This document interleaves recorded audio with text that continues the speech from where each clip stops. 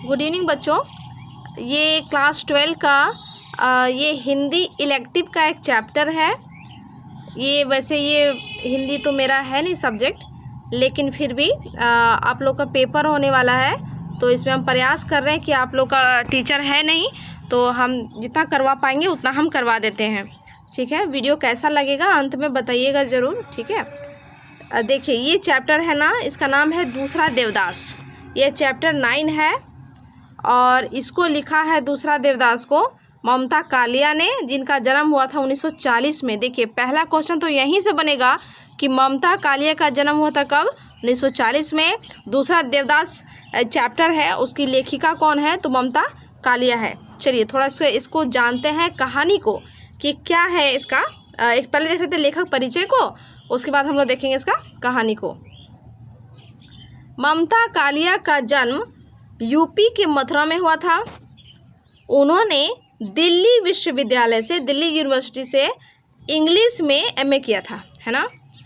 वे दिल्ली जो विश्वविद्यालय है वहाँ के दौलत राम कॉलेज में इंग्लिश की टीचर थी, है ना। कौन से सब्जेक्ट की थी? इंग्लिश की थी, क्योंकि इंग्लिश में एमए किया था। उन्होंने अपने जीवन में कई कॉलेजों में पढ़ाया और 1973 से 2001 ईस्वी तक वे महिला सेवा सदन डिग्री कॉलेज इलाहाबाद में प्रिंसिपल भी रही। कब से कब तक? 1973 से लेकर के 2001 ईस्वी तक। कहाँ पे प्रिंसिपल थी? इलाहाबाद में, है ना। 2003 से 2006 तक वो भारतीय भाषा परिषद कोलकाता की डायरेक्टर भी रही। इस समय अभी वो दिल्ली में रहती हैं और वहाँ पे स्वतंत्र लेखन का काम करती हैं। ठीक है, उनका रचना पूछा जाएगा क्या क्या है, तो उसमें से एक है प्रेम कहानियाँ, लड़कियाँ दौड़ रही हैं, नरक दर नरक, एक पत्नी के नोट्स, ये सब है उपन्यास। ठीक है, और कहानी संग्रह पूछा जाएगा। कितना कहानी संग्रह है? तो 12 है। ठीक है ना, 12 कहानी संग्रह है और इसमें उपन्यास जो है उसमें 2-4 दिया हुआ, याद रखेंगे। लड़कियां दौड़ रही हैं, नरक दर नरक, एक पत्नी के नोट्स, प्रेम कहानियाँ। ठीक है, पुरस्कार पूछा जाएगा क्या क्या पुरस्कार इनको मिला है ममता कालिया को, जिनका जन्म 1940 में हुआ था यूपी के मथुरा में। तो इनका पुरस्कार मिला है, ये साहित्य भूषण मिला है 2004 में, कहानी सम्मान पुरस्कार मिला है 1989 में। ठीक है, अभिनव भारती कलकत्ता की संस्था के द्वारा उनके समग्र साहित्य पर रचना पुरस्कार, सरस्वती प्रेस और साप्ताहिक हिंदुस्तान के द्वारा उनको श्रेष्ठ कहानी नाम से पुरस्कार दिया गया। ठीक है, अब हम लोग आते हैं अपने चैप्टर पे। बीच बीच में उनके बारे में आएगा तो हम देखेंगे भी। जैसा हमने देखा उनका जन्म हुआ 1940 में मथुरा में। मथुरा कहाँ है? यूपी में। ठीक है, अब देखिए कहानी। दूसरा देवदास कहानी की लेखिका का नाम ममता कालिया है। जन्म कब हुआ था बच्चों? 1940 में। कहाँ पे? मथुरा में। ठीक, इसका नायक का नाम है संभव, जो इसमें हीरो है, जो मेन रोल प्ले कर रहा है उसका नाम है संभव, और जो लड़की है उसका नाम है पारो, जो नायिका है ना। दोनों के हृदय में बिल्कुल संभावित परिस्थिति में प्रेम का अंकुरन होता है। ये प्रेम बेहद सुखद होता है या दुखद, इसका कोई संकेत तो कहानी के अंत में नहीं मिलता। मतलब प्रेम जो है इसका फाइनली ये लोग मिल पाए या नहीं मिल पाए, ये इनका लव मैरिज हुआ या नहीं हुआ, ये तो इसका नहीं, मतलब इसका मिलता नहीं है प्रमाण, है ना। लेकिन दीपक के प्रकाश के समान दोनों के हृदय में प्रेम की दीप्ति आलोकित होती है। ठीक, अब देखिए इसको।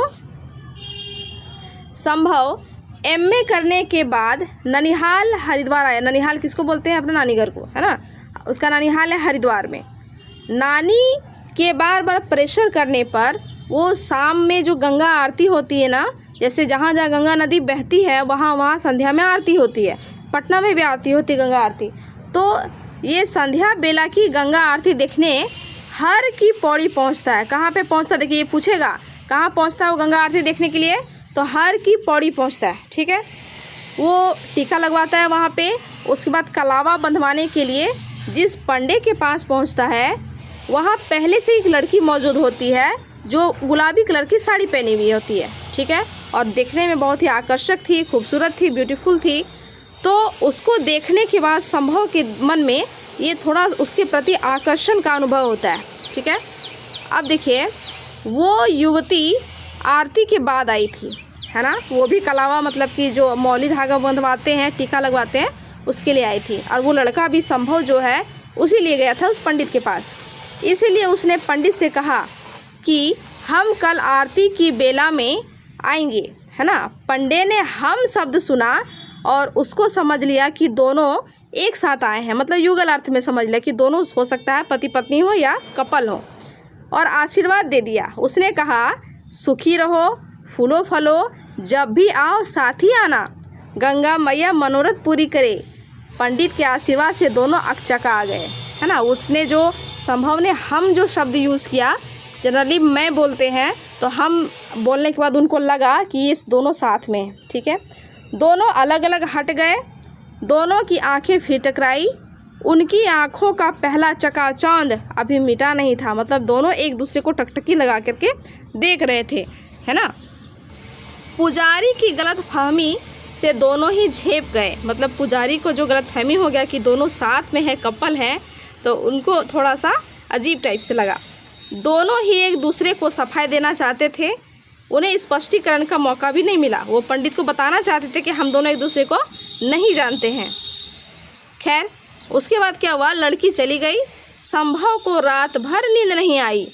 प्रेम का अंकुरन दोनों के हृदय में हो चुका था। दिन की स्मृति दोनों के मानस में हलचल मचा रही थी, मतलब दिन में जो उन्होंने शाम के समय में देखा था और मिले थे, वो दोनों के दिमाग में अंकुरन फूट रहा था, मतलब एक दूसरे के प्रति आकर्षण हो गया था। दूसरे दिन बैसाखी की शाम थी। कौन सी शाम थी? बैसाखी का दिन था। लेकिन संभव आकर्षण की डोर में बंधा हुआ गंगा तट पर आ पहुंचा। अब उसकी निगाहें जो है लड़की को ढूंढ रही थी, क्योंकि पिछले शाम उस लड़की से मिला था और उसको वो अच्छी लगी थी, तो ऐसी बात है उसको फिर से वो ढूंढ रहा था। अचानक एक बालक के साथ केबिल कार में वो बैठी हुई नजर आ गई। वह उससे मिलने के लिए बेचैन हो जाता है तथा दोनों का एक दूसरे से परिचय हो जाता है, दोनों एक दूसरे से बात करते हैं, ठीक। इस कहानी में युवा मन की हलचलों, संवेदना एवं भावना का चित्रण आकर्षण भाषा शैली में किया गया है। इस कहानी में घटनाओं का संगठन एवं संयोजन इस प्रकार किया गया है कि अनजाने में प्रेम का प्रथम अंकुरन संभव और लड़की का नाम था पारो के हृदय में बड़ी विचित्र परिस्थितियों में उत्पन्न होता है। ये कहानी ये प्रमाणित करता है कि प्रेम के लिए व्यक्ति, समय और स्थिति का होना जरूरी नहीं है। प्रेम तो कभी भी किसी से हो सकता है। प्रेम कहीं भी, किसी भी समय और किसी भी स्थिति में उत्पन्न हो सकता है। कथ्य, विषय वस्तु, भाषा और शिल्प की दृष्टि से कहानी बेजोड़ है। सही बात है, प्रेम तो कभी भी, किसी से भी, किसी भी समय हो सकता है, इसलिए थोड़ा संभल कर रहे हैं आप लोग, ठीक है। अब थोड़ा सा ना वन लाइनर हम क्वेश्चन देखेंगे, क्योंकि सारा यहाँ पे बोलना संभव नहीं है। थोड़ा देख लेते हैं, जो शॉर्ट वाला है उसको करते हैं। देखिए इसमें लघु उत्तरीय प्रश्न है।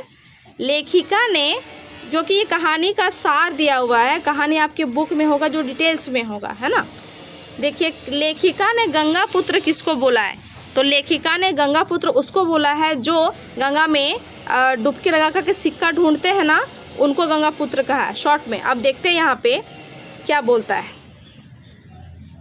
भक्तों द्वारा दोनों में डालकर गंगा को अर्पित किए गए पैसों को, जो दोना होता है ना वो पत्ता वाला, दोनों में डालकर गंगा को अर्पित किए गए पैसों को तैराक डूब कर बटोर लेते हैं।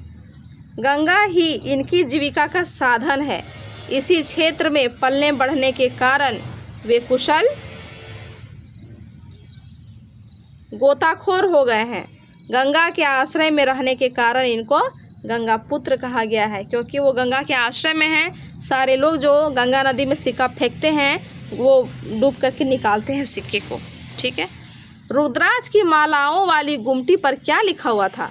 तो रुद्राक्ष की मालाओं की अनेक गुमटियाँ थी, जहाँ 10 रुपये से लेकर 3000 तक की मालाओं पर लिखा था असली रुद्राक्ष नकली साबित करने वाले को 500 रुपया इनाम, ये लिखा हुआ था।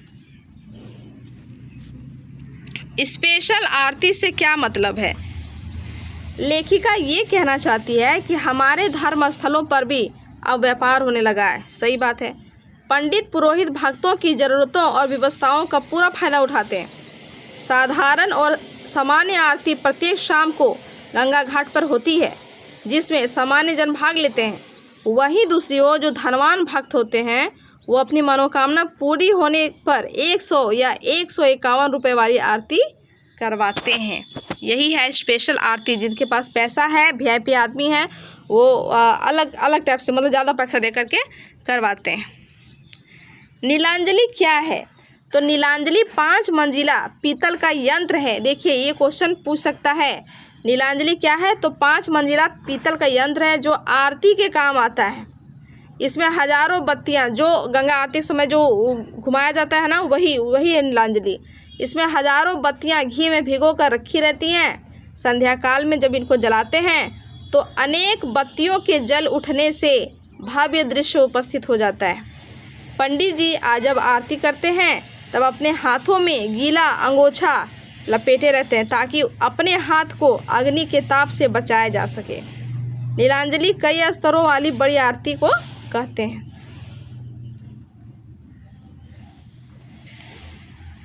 ठीक है, अब देखिए पहला क्वेश्चन, इसमें अति लघु उतरिएगा। हर की पौड़ी के पूरे वातावरण में किसकी दिव्य सुगंध फैल रही थी? तो अगरबत्ती और चंदन की सुगंध फैल रही थी।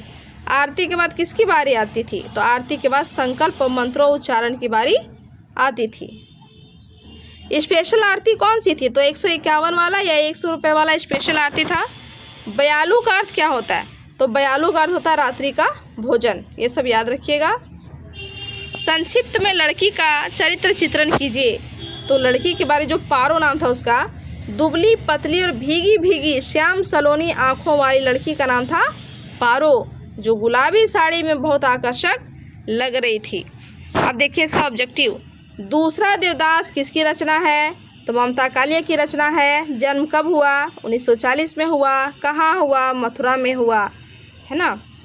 दूसरा देवदास किस विधा में लिखा गया है? तो ये कहानी में लिखा गया है। पाठ के नायक का नाम क्या है? लड़का का नाम क्या है? संभव। लड़की का नाम पारो। ममता कालिया का जन्म कब हुआ था? 1940 में। ममता कालिया का जन्म स्थान कहाँ है? मथुरा। कहानी की मुख्य घटना किस घाट पर घटित हुई थी? तो हर की पौड़ी पर। मनोकामना की गांठ कहाँ बांधी गई थी? ये बांधी गई थी मनसा देवी के मंदिर में। गंगा पुत्र किसको कहा गया? गोताखोर को कहा गया। गोधूली मतलब क्या होता है? गोधूली मतलब होता है शाम का समय।